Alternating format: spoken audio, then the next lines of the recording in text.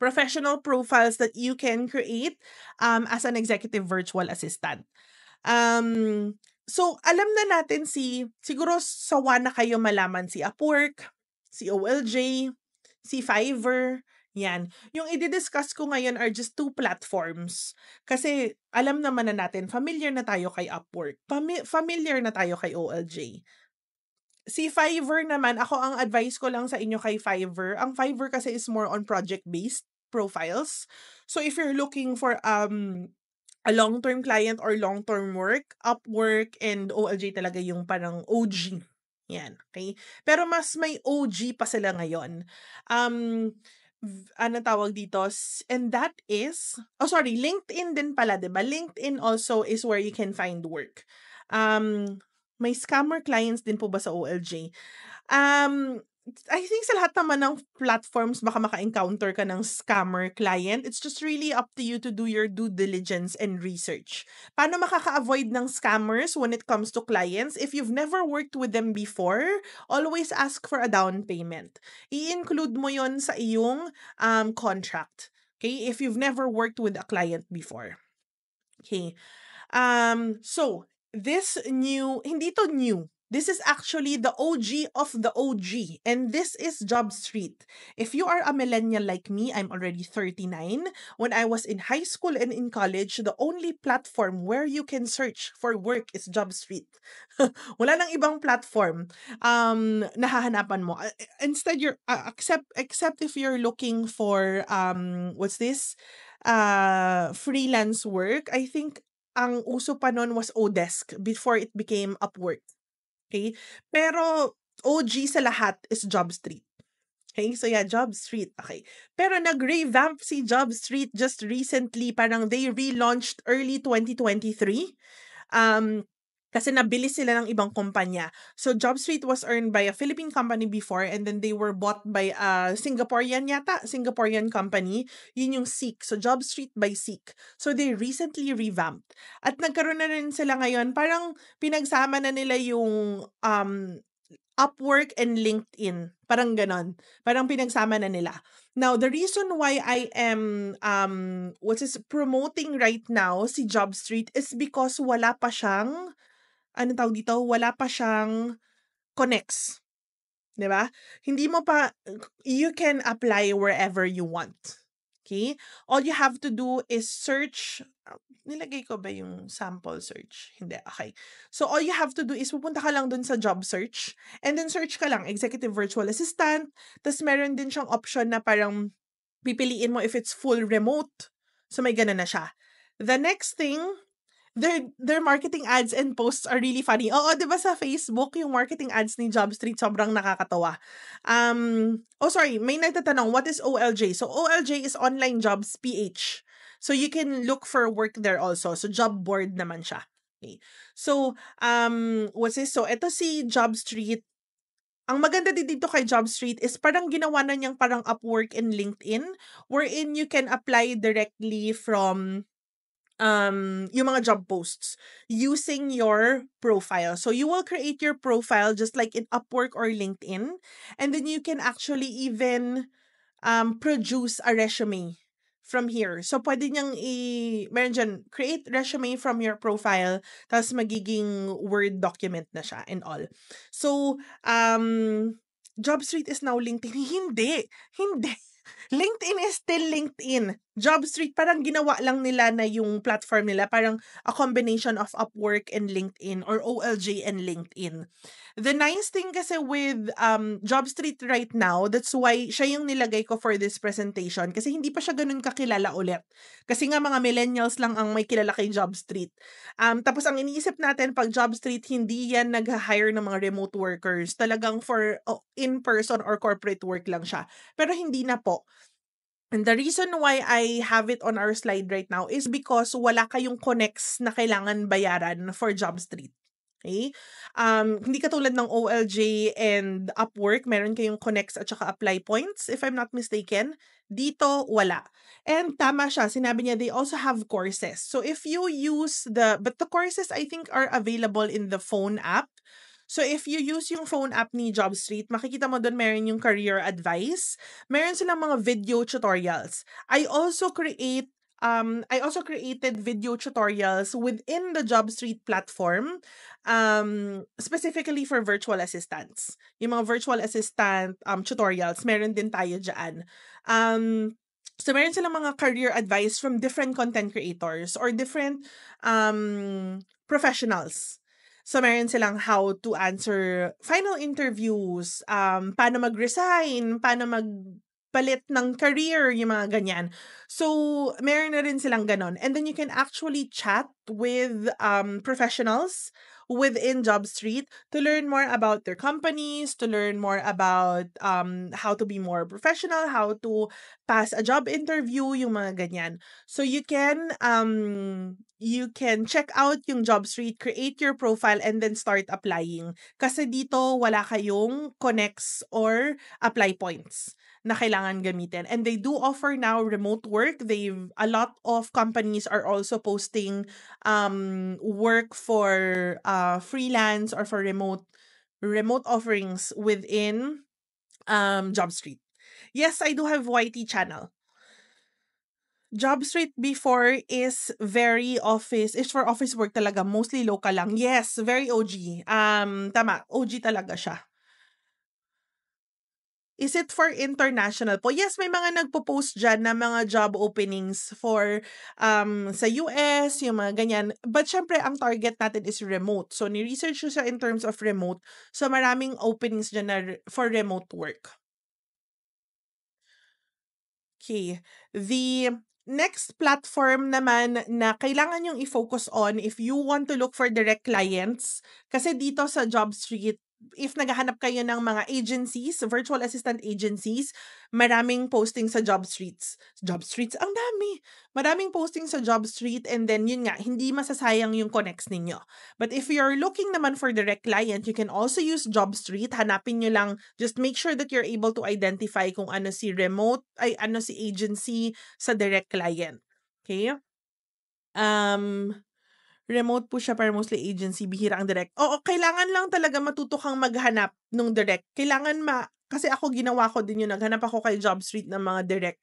You just need to learn how to identify the difference between si agency and direct client. Sa LinkedIn and Indeed, madami. Yes, madami din siya. Kayo po ba yung nasa short time sa Boracay? Ako yung nag-plug ng charger sa ceiling.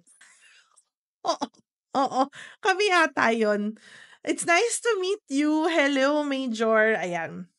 Okay.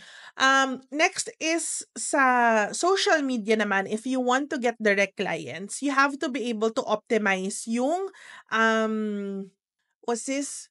Instagram ninyo. Kasi madaming US businesses na nasa Instagram. Okay. So, bakit nyo iisipin? Bakit pa ako pupunta sa Instagram? May OLJ naman at saka may JobStreet naman at saka may Upwork naman. Okay. So, eto lang yan. Ang isang kumpanya or ang isang client that's looking to hire would need to pay Upwork, OLJ, and JobStreet to be able to post a job posting. Kailangan nila magbayad. Doon kumikita yung mga platforms na yon sa mga kumpanya na nag-a-advertise ng job opening nila. So there are some businesses who are looking to hire a VA or an EA and wala silang budget to post or ayaw na nilang maggastos pa to post a job opening doon sa mga platforms na yon. Okay? So they would look to find profiles on Instagram or on Facebook or on TikTok or on YouTube na nag-advertise na they are virtual assistants. Or they will also look in LinkedIn. Okay? Pero sa LinkedIn kasi, hindi lahat active sa LinkedIn eh. Kahit ako minsan nakakalimutan ko yung LinkedIn ko. Mas active ako kay Instagram eh. So, you need to be able to advertise yung services mo sa Instagram mo. Now, tatandaan nyo kasi, if you become a freelancer or a virtual assistant, like yung sinabi ko sa umpisa, you are already a business owner. So, you need to be able to market your services. Di ba kapag online seller tayo, nagbubukas tayo ng Facebook page or nag-Instagram account para i-market yung mga items natin. Ganon din yan kapag virtual assistant tayo. So we need to be able to market ourselves properly online. So, if you look at dito yung sample natin, if you're not like me, ako kasi I'm an extrovert. So, very comfortable ako showing my face, creating content. If you're not like me na hindi kayo comfortable to talk online, you can create pictures naman or content na hindi nyo pinapakita yung mukha ninyo. But you're still able to show ano yung mga kaya ninyong gawin. Okay? Ano yung mga offer ninyo. Okay? And you just have to make sure na optimize yung profile ninyo, highlighting kung ano kayo. Are you an EA or a virtual assistant? Are you a social media manager? So, ganun yung ilalagay ninyo sa profile ninyo. And then just make sure that you have your email available, your contact information, so that the clients will be able to approach you. Just to give you a sample, ginawa ko yung Instagram ko to create content and help others to become a virtual assistant. Hindi ko siya ginawa to get clients. Okay? Pero, nagugulat ako kasi nung inoptimize ko siya to advertise my virtual assistant, hindi advertise, to help others to be a VA kasi parang nire-repurpose ko yung content ko from TikTok to Instagram.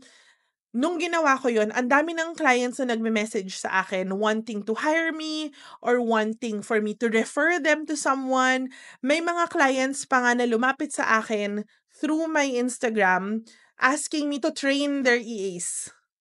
Ganon. So, and hindi ko nakita yon sa Facebook page. Kay Instagram talaga siya nag-work. So, if you're looking to get direct clients, tapos gusto nyo na sila yung lumapit sa inyo, you need to be able to learn how to optimize your Instagram and create content. Na faceless content. May nakita ako yan. Yeah, faceless content. Okay, perfect. So, next, ngayon, saan naman tayo maghahanap ng clients? So, alam na natin kung paano gumawa ng profiles, maghahanap na tayo ng clients ngayon. Ito pala yung sa Jobstreet. So, ayan. Ito yung sa Jobstreet. So, pwede niyo siyang gawin, ayan, executive assistant, and then click niyo lang yung remote, tas andyan na lahat. This is Remotely HR. I think this is an agency. Eto, agency din yata to. Pero maraming lumalabas dyan na hindi siya agency. Okay. Need po ba ng business account yung IG? Hindi naman, kahit personal account or gawa ka lang ng bagong personal account that specifically focuses on you creating content on your services, okay na din siya. So, ganyan lang. Ito lang yung sa job search niya. Aanuhin mo lang, just make sure na remote and then ikaw na mamili kung how much yung gusto mo. Ang maganda din kasi kay Jobstreet, if you've created already your profile, tapos andun na yung mga work experience mo and all of those things, merong AI na rin na naka-integrate kay Jobstreet na kapag binuksan mo yung homepage mo, once you log in, it will already provide you with suggestions of job openings na pwede mong applyan based on your profile. Para siyang LinkedIn din. Yan. So, just wala ka pa masyadong kompetensya sa Jobstreet. So, ano lang siya. You can take advantage of it since mahina pa yung competition natin sa Jobstreet. Next place where you can find direct clients. You can make use of Google Maps. Okay? So, ang gagawin mo lang, punta ka lang kay Google Maps, look for a state na gusto mo i-target. Let's say, New York. Okay, katulad itong sample na to, this is New York. And then, kiklik nyo lang yung nearby. Tapos, ilagay ninyo, let's say, maraming real estate agents na naghahanap ng mga EAs. So, click nyo ng real estate agents. And then, ipapakita niya sa'yo lahat ng real estate agents. Ang problema lang kasi dito sa ganitong type of search, this is what we call cold outreach. Kasi talagang hindi mo naman sure kung if naghahanap pa talaga sila ng EA. Pero ipipitch mo yung, yung services mo. And then the last one on our list is Yelp. So, hanap ka lang din ng city. Ito, perfect example. I had a bootcamp last year. Meron nang tanong sa akin, Ma'am, Miss MJ, ang background ko po or ang work experience ko is a funeral home. Anong hanapin ko na clients? So sabi ko sa kanya, dito ka maghanap sa Yelp. Hanap ka ng funeral homes and then i-pitch mo yung services mo. Tapos yun, dun siya. At least, based on experience, nale-leverage niya yung previous experience niya. Kasi ang tina-target niya yung niche or yung industry nung experience niya. So yan. So naghanap siya ng funeral homes. Tapos yun lang, hanapin mo na yung website, ganyan. And then, ang tawag dito, ita-target mo na sila or ipipitch mo na yung services mo sa kanila. Yun. So actually, those are all of the things that we have for today's webinar. Let's move to your so since you guys stayed, I have, if you want to learn more, like sinabi ko, we do have what's this? I do have an online course na mas detailed dito. That's 16 hours worth of 16 hours worth ng video tutorials from the beginning up until the end, from yung buong journey mo as an executive virtual assistant, nandun siya sa online course na yon. But we have discount code. So I'm selling it at $30. But for today, until August 31, naka-discount po siya. Asa na yung discount? Ng 25% off. Wait. 25% off from today until August 31. And the code is August 25. Let me copy. August 25. Ilagay nyo lang yung August 25. Tracy, ito yung code. Pa-share sa Facebook. And then, ito, ayan, August 25. I can also share the link itself. Hold on. Copy the link. Copy checkout link. Ito, wait. I-share ko din yung mismong checkout link na nandun na yung discount niya. Ang haba lang nung link, guys, pero go for it. So, naka 25% off siya until August 31. And then, since it's a lifetime access, next week, naka 2 weeks leave ako, I will be recording new modules and new tutorials. So, you will have access to those new modules and new tutorials kasi lifetime access na yon. Okay, so that's 25% off. Magkadikit ha yung August 25, walang space sa gitna. It's August 25, magkadikit. Akala ko AI si Tracy.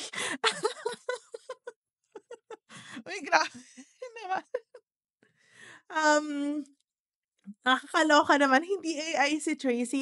Si Tracy is a very good friend of mine. She's also an amazing social media manager. She's my social media manager. Anong tawag dito?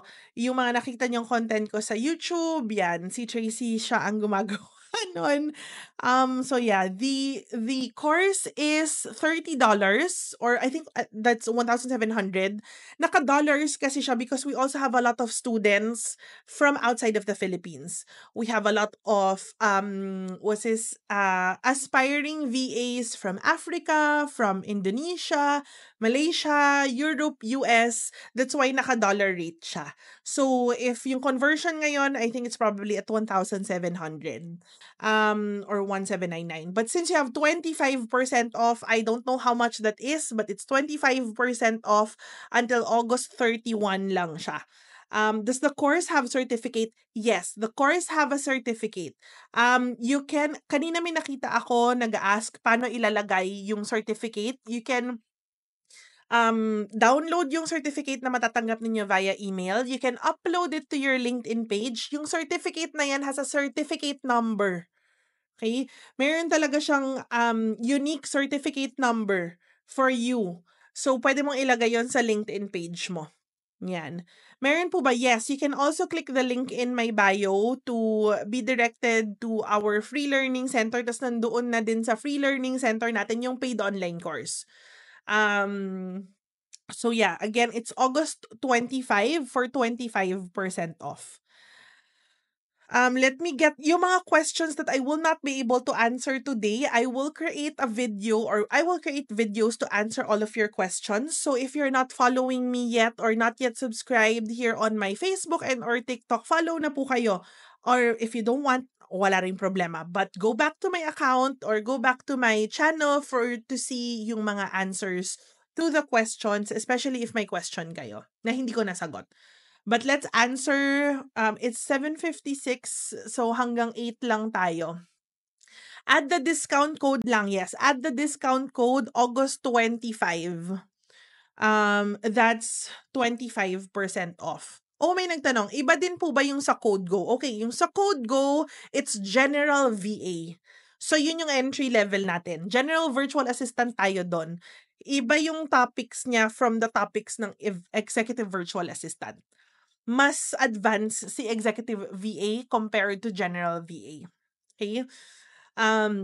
Unfortunately, yung mga nagtatanong regarding Athena, I'm no longer associated with Athena. You can check out other Athena ambassadors here on TikTok to find out about Athena details. Okay, so let's answer some question. Can Gemini be used for note-taking instead of Fireflies? Nope. No, I don't think so.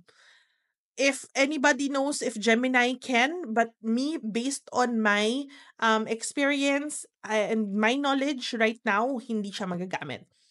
For beginner po ba sa General VA? Yes, for beginner si General VA. Executive Virtual Assistant also is good for beginners, especially if you have previous work experience. Pero if you are someone na talagang walang work experience at all, let's say fresh graduate ka or hindi ka pa nakapagtapos but you want to already work and you don't have any type of work experience, so you can start with General VA. But if gusto mo na lang mag-advance agad-agad, you can also start with EVA. Fit for EVA po ba ako if ang dati kong work ay reporter or writer? Anong niche? If you are a writer, you are very good. Pag-aralan mo kung paano mag-copywriting. Copywriting is a very good niche right now kasi malaki ang binabayaran for copywriters. You can also dive into Executive Virtual Assistant if you want admin tasks. But if you are a good writer, try to learn how to do copywriting kasi hindi siya like the usual writer eh. Ang copywriting kasi it's for you to be able to convert based on your writing skills. Magko-convert ka ng sales. To sales siya. So, maraming company na nagbabayad ng magaling na copywriter, especially if nakakapag-convert ka to sales. Is a contractor different from a freelancer? Ay, hindi ko alam actually. Pero kasi kadalasan ang freelancers are considered as independent contractors because you are not hired as an employee. Okay? So I think they're very similar. I'm just not sure kung meron bang ibang terms ng freelancer, but I guess surface level, they're similar. Meron po bang age limit sa EVA? Wala po. As long as kaya nyo lahat ng skills na pinag-usapan natin at napag-aralan nyo, gamitin lahat ng tools na pinag-usapan natin, yes, you can be an EVA. Ayan, binigyan ako ni Tracy. Difference between contractor and freelancer. Contractor typically works for a single client, have fixed-term contracts, and are provided with recurrent jobs. Ang freelancers naman are multiple projects independently, set their own schedules, and are paid on a per-project basis. So, ayun yun na yun. Thank you, Tracy, for that update. 2.5 USD po ba ang rate per hour is good for starting? Nope, wag kang bababa sa $5. Sobrang low ball ang 2.5 USD. Tuwing kailan po ako nagla-live? Bihira. Bihira po ako mag-live ng ganito. That's why ina-announce ko talaga siya in advance. We have 1 more minute. Syempre, we are very sensitive to your time and it's the weekend. We want you guys to enjoy. So thank you so much for letting me be a part of your long weekend. Si Mia Juan po ba ang na-disconnect saan? Hindi ko, na-disconnect ako? Na-disconnect ako? Okay. Work from home ba ito? Yes. What's the best niche for finance grad, culinary grad, or with BPO CSR experience? Ang best niche for finance is bookkeeping. Ang laki ng pera dyan. Do I have to be good in English as a virtual assistant? Hindi naman po. Pero ganito ganyan guys ha. Kapag nag-a-apply kayo sa isang VA agency, they do have a standard when it comes to English communication skills. So if feeling nyo hindi pa kayo ganun kagaling mag-English, practice and look for a direct client. Kasi sa direct client, kadalasan as long as naiintindihan ka nila, okay siya. But when you apply for an agency, they have strict standards. Okay? So, it's up to you. Perfect.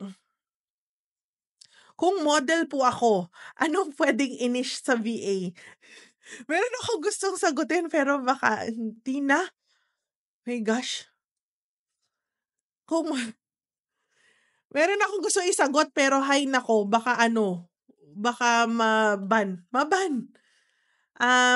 Okay. How to handle 2 to 3 clients po? Mahirap yan kasi ako talaga as an EVA, isang client lang talaga. Oh, sorry guys. So lampas na ako. It's already 8:01. Again, thank you so much everybody. If you want to meet me, sa Discord na tayo.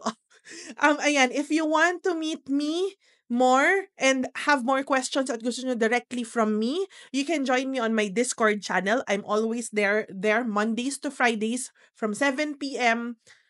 to 7 a.m. 7 p.m. to 7 a.m. I'm on my Discord channel. You can go to my Discord channel. The link is in my bio. And you can ask me direct questions there. Again, Mondays to Fridays, 7 p.m. to 7 a.m. Nandun lang po ako. Okay? We can build network within our Discord channel. And then, dun sa mga questions na hindi ko po nasagot, I will answer your questions via TikTok and Reels videos. So, stand by for that. For those who want to have the recording of this session will be available on my YT channel and here on Facebook. So, thank you so much everyone. Enjoy. Discord channel, everything, all of the links na kailangan yung malaman is in the link in my bio. If you want to enroll in my paid online course, we have a 25% discount until August 31. Just use the code August25. Okay? Again, everyone, thank you so much for joining me. I hope you learned and sana maging executive virtual assistants na din kayo soon. If you have more questions, just comment it on any of my videos and we'll answer that. So enjoy the rest of your long weekend. Have a great Sunday. And I will see you guys hopefully on Discord or on my next live. Thank you so much, everyone. God bless you, everyone. Have a great weekend.